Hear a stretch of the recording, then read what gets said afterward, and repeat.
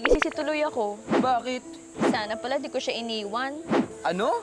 Joke! Sana pala ng 20s ako, ginamit ko na yung skincare na to.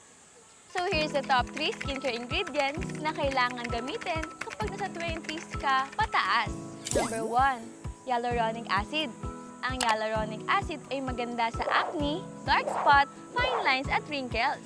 Ang ginagawa kasi ng hyaluronic acid ay ini-encourage niya yung balat mo to turn into new skin.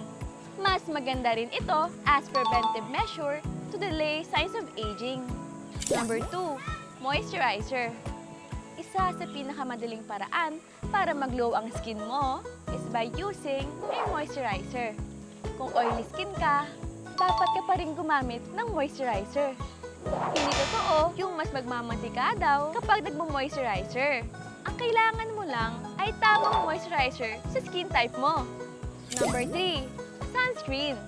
Nakita mo ba yung picture ng isang 90 years old female na nag-a-apply ng sunscreen sa kanyang face? Grabe yung sun damage sa neck niya compare sa face niya na mas makinis. Mas konti ang wrinkles at mas maputi ang face niya.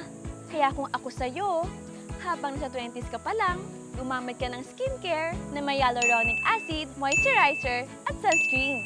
If you want more skincare tips like this, follow for more!